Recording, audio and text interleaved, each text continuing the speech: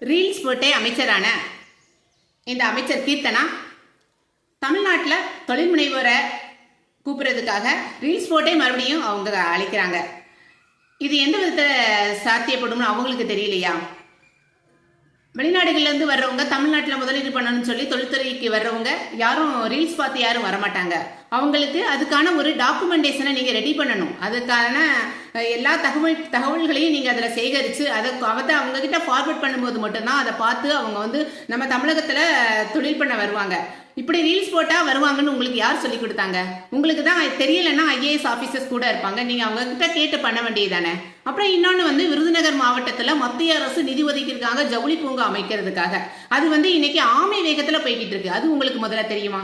அது எந்த வேகத்தில், அது எந்த இதில், எந்த சூழலை எப்படி போயிட்டு இருக்குங்கிறத முதல்ல அந்த தொழில் பூங்கா அமைக்கிறதுக்கு மத்திய அரசு நிதி கொடுத்துருக்காங்க. எவ்வளோ நிதி கொடுத்துருக்காங்கிறது நீங்கள் பார்த்து அது உங்களுக்கு தெரியுமா? அதை நீங்கள் பார்த்தீங்களா? அது எவ்வளவு ஸ்லோவாக போயிட்டு இருக்கு அப்படிங்கிறத நீங்கள் இன்ன வரைக்கும் நீங்கள் பார்த்துருக்கீங்களா? அதை முதல்ல பாருங்க. தென் தமிழகத்தில் தொழில முன்னேற்றத்துக்கான முனைப்புகளை நீங்கள் எடுங்க.